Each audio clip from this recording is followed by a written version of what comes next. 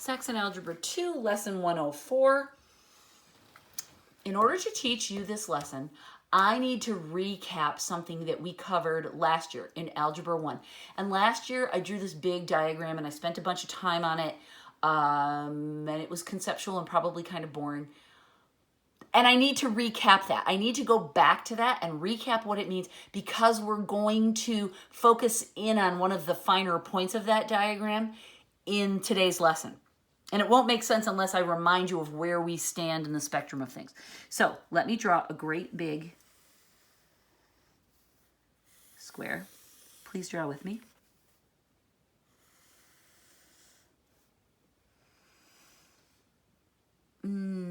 Okay. I'm just thinking ahead about how I want to draw this. Okay, let's do it like that.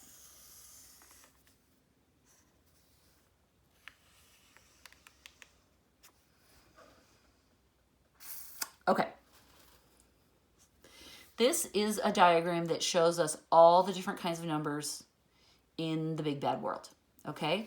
It started way back here when you were a baby. Remember this? And you were taking a bath and your mother was counting your toes as she dried them. Maybe your dad, maybe your grandma, I don't know. Natural or counting numbers. They're the first thing we understand about numbers. It goes 1, 2, 3, 4, and on, right? That's where it all begins. Then we learned about the concept of zero, and that expanded our knowledge a bit, and we call those the whole numbers. And that's just the natural numbers plus 0, okay? So I added 0 to the list of numbers included there. All right, we went along, and then we learned about these boxes are getting bigger. They're fitting inside of each other, right? I'm not showing that really well down here, but they're subsets. The littler boxes fit inside the bigger boxes, because next we learned about integers. And that includes the whole numbers, but it also includes negative numbers. So we learned there's such a thing as -3, -2, -1. We learned about all this negative number schnizzle, right? And that they go into infinity in either direction. Those are called the integers, right? Then we learned about a really big category of numbers that are called the rational numbers.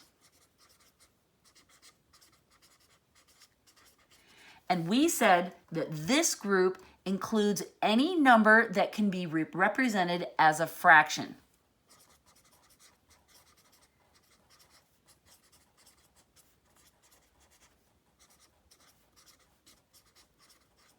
So that includes decimals, and that includes percents.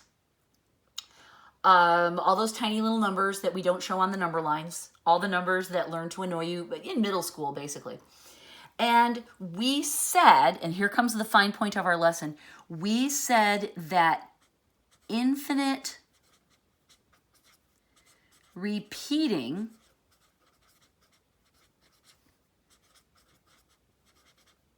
decimals are included in the rational numbers. Okay? Infinite repeating decimals. We're going to come back to this category. Okay? Then we said there's something called the irrationals.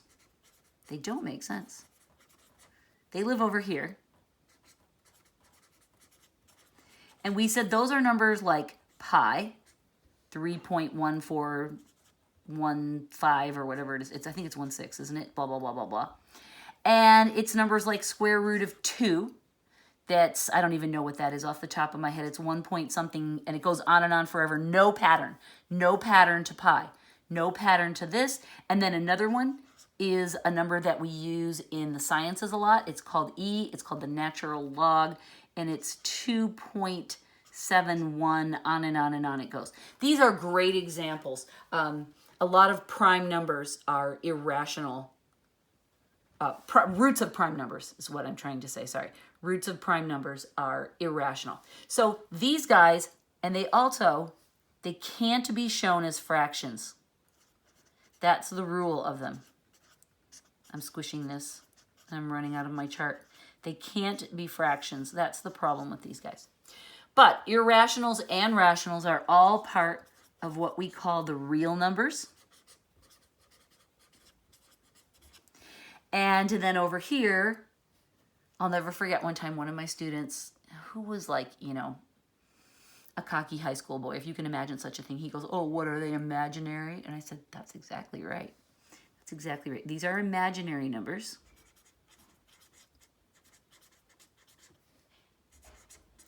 And they arise in situations like this.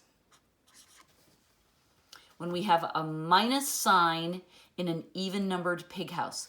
And the way we write that is we remember that the square root of -1 equals I, and for every pair of i's, that equals a -1. Pair of i's always sounds like, you know, eyeballs in your head. So we know how to deal with imaginary numbers. We've dealt with that a little bit. When you put an imaginary and a real number together, I guess I need one more giant title box up here. That's called complex numbers.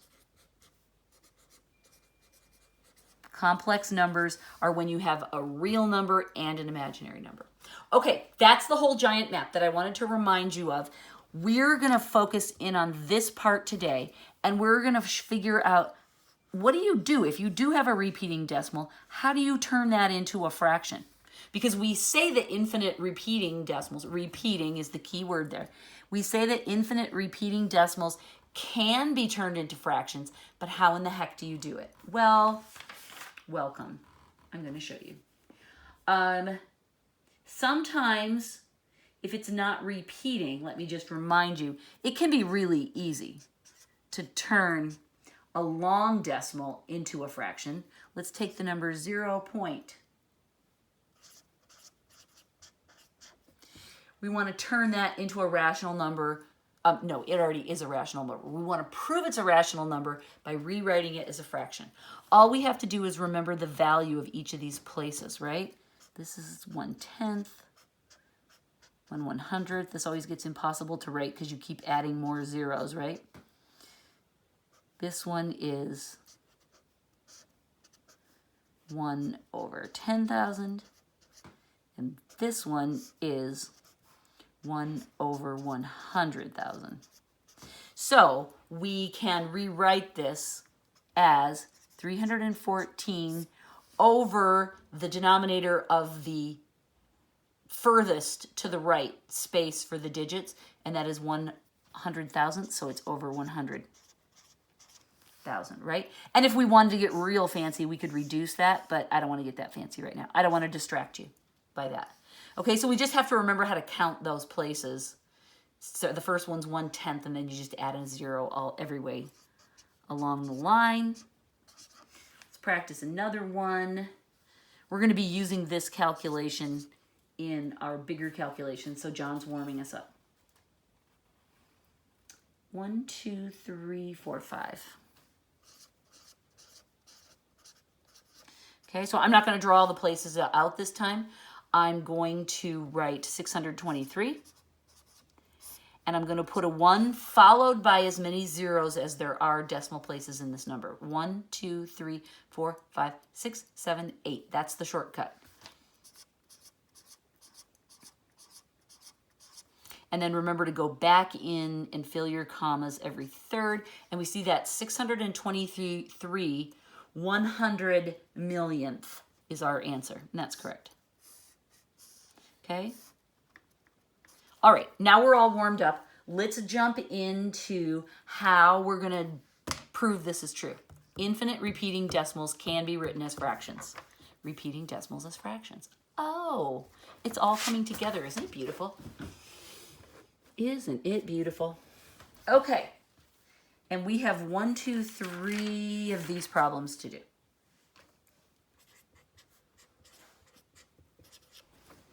Okay, show that weird, creepy decimal number that repeats is a rational number by writing it as a fraction of integers. Okay, that's what I said. Here's the number.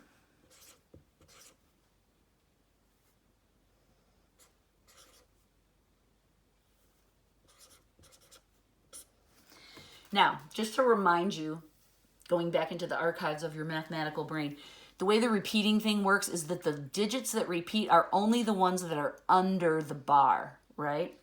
So,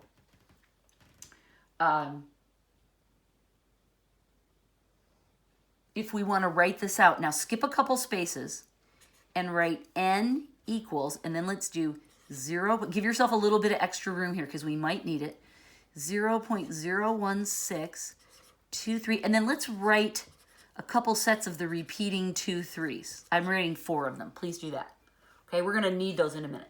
That is the number that we're trying to prove can be written as a fraction. So that's where we start, is number 1. We just write it out, give ourselves a couple of repeats, and say that that's equal to 1.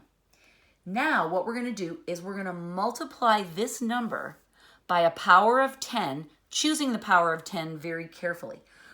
The way that I know what number I want to multiply by is looking at how many digits repeat.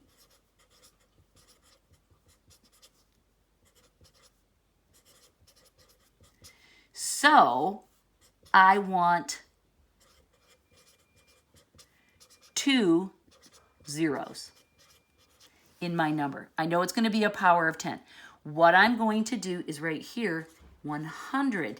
I'm going to multiply this number by the power of 10 that has the same number of zeros as it has digits that repeat. That's kind of weird. It seems really random, but you're going to see it's going to work out beautifully. All right? And the problems that we're going to do, the examples for this lesson, each one of them is going to have a different number of repeating digits, and that will help us practice this whole concept of how you know what number to multiply. It's going to be 1 followed by zeros. It's just a question of how many. The number of zeros is the same as the number of digits that repeat. Okay, so now what we want to do is we want to multiply this number by 100. Well, that's easy. I'll do it up here. We know we're just going to bump it like this, right? 2 places. Makes it bigger. But we want to line up this new number with this number. We want their decimal places to line up. So that means I want the 1 to be in the ones place, right? So right there. And I want the point there. And then I want the 6. And now I'm going to write carefully. Now I'm going to do the 2 3s, right? 2 3, 2 3, 2 3. I'll write out the same number, right? See what I did? I'm multiplying by 100. I bumped the decimal place twice. I write this new number, this 100n, so that the decimals are lined up. That's important, right? Now, look what happens, you guys. When I go, I'm going to subtract these. The top one from the bottom one, that's step 3. Look what happens. All of these repeating 2 3s are lined up over each other because we skillfully adjusted the number so that they would. And now all of this repeating garbage, sorry, no offense repeating decimals, but I think you're garbage, they're gone. We don't have to deal with those anymore. Oh, that's the magic of these problems, okay? We line it up, we multiply it carefully so that this will all line up and these will all drop out. Now, I'm just going to draw a line here so that I can visually forget about that mess. Now, I can easily calculate this. 99n equals, and now I just subtract this, right? 7, 1.607. That wasn't hard. The calculation wasn't hard. The tricky part is just knowing what number goes here so that these will all line up and cancel. And there's the rule, which we'll practice. Okay, I want n by itself because n is our number, right? So I'm going to divide both sides by 99. There is a really great value. I'm making my decimal bigger, right? We subtracted and came straight down. Now, so this all cancels. I've got n by itself. N is our number. Now, the last thing I want to do is just drive the decimal out of the fraction. So I'm going to bump this 3 times. It's like multiplying by 1,000. I have to do the same thing here. 1, 2, 3, and fill in with zeros. So my final answer is that our number, this number, represented as a fraction is 1,607 over 99,000. And we just proved that this number with its repeating infinite decimals can be written as a fraction, and there it is. Oh my gosh, you are going to be such a hit at parties when you break this out. You're going to be talking to your friends and being like, oh, you know how we always say that numbers that have infinite repeating decimals are rational because they can express by a fraction? You want to see me do it? Yep, that's what you're going to say. That's what you're going to do. And I'm not going to lie to you. The ladies love this. So I think it's going to work out really well for you. Okay, let's do another one. Show that, here's our new number, 1.0031. That's our number. And again, be really careful about these repeating bars because they're fussy. It's over the 543. All right? We don't want to write this as a quotient of integers. That just means a fraction. That's code language. That's nerd language for fractions. And you know, I'm proud to be a nerd, but I just have to break it down for you because I don't know if you guys are actually nerds. I kind of think you're not. Okay, so we're going to do the same thing with this. So here's step number 1. We write our number as n and we bust out a few repetitions. And remember, we're going to want to write the other number above because it's going to be bigger, and then we're going to subtract. So give yourself room there. N equals 1.00. This is a longer chunk, so I'm just going to do 3 of them. Okay? And that's just for the fun of crossing them off. Always give yourself a little bit of extra room in here because that number is going to be coming this way a little bit.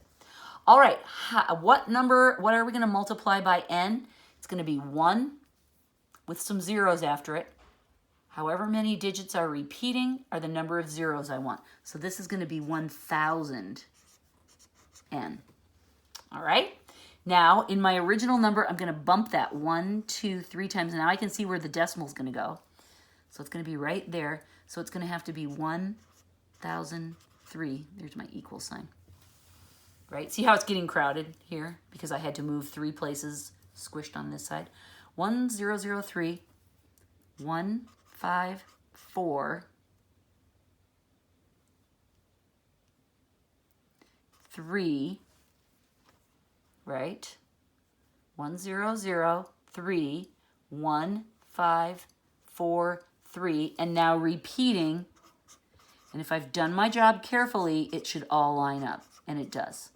And of course, this goes on to infinity. I should have said that here too. To infinity and beyond, per Buzz Lightyear. But you really have to be careful as you move this decimal and then write it here. Be really careful because you want to make sure these line up. Because it's always a little bit panicky when you're getting close to where it should start matching. And it does. It matches. And they all cancel from here to where Buzz Lightyear is waiting for them. All right, so now we just have to subtract and do the algebra. That was the hard part. The hard part is getting this number calculated and lined upright so that all of these pups will drop out. Okay, let's subtract. Remember, that's what we're doing here. We're subtracting. 3 minus 1 is 2. 4 minus 3 is 1. Oh my gosh, we didn't have to carry anything. I'm so happy. 5, 1. And that's 99n equals. We're always going to get that weird 99 or 9. Oh, it's 999. Sorry. My bad. I was busy thinking about this one. We're always going to get that weird dissatisfying number here because it's always going to be a power of 10 minus 1. Okay, so now we can divide by 999. This cancels. There's our n just the way we want it by itself. But now the last step is we always have to fix this because we had to blow this decimal out 1, 2, 3, 4 times. 1, 2, 3, 4 times. So we get n equals, ready? It's going to be a big number. Backfill your commas over 1, 2, 3, 1, 2, 3. 10,021,512 over 9,990,000. The end. Do you feel like it kind of makes sense? It's not too hard. It looks horribly complicated. This little rule is the secret to success. And John, here's the spoilers, you guys. This is why You need me. John does not come right out. Well, he doesn't come right out and tell you this rule straightforward. I had to tease it out of here and make it really straightforward so these problems were easier. The number of repeating digits tells you how many zeros in the power of 10 that you're multiplying by. Okay, let's do one more. Ready? Example 104.5. Show that 13.012 with a repeating 2 is a rational number by writing it as a fraction of integers. Sometimes he says fraction of integers. Sometimes he says quotient of integers. Don't let him fool you with his drama. Okay, so we write n equals 1, 3 point. And I'll write out a few. Now that we get the idea, you don't have to write very many, just a couple, so you can make sure that you've got enough so that the pattern's lined up properly and it's repeating. But you don't have to go crazy on this. Okay, this is just one decimal under the bar, so that means it's going to be just 10n, right? 1 0 for one number. We bump it once, so this will be 130. 1, 2, uh-oh.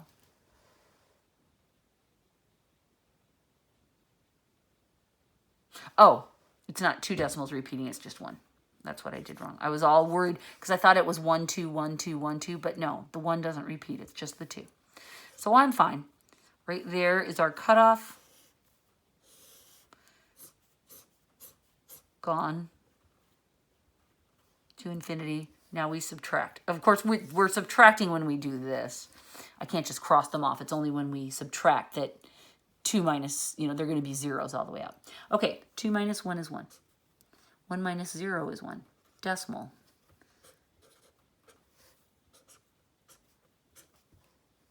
$99n equals that. Right? Divide by 99. That's our n. Bump it twice. And we get, whoops, I don't want to write that. I want to write n equals 11,711 over 9,900. It's not a satisfying rational number, but by George, it's rational. It's a cute little fraction. And that rule that I told you way back last year, I've been waiting ever since then to show you this lesson, right? It's been like a year and a half.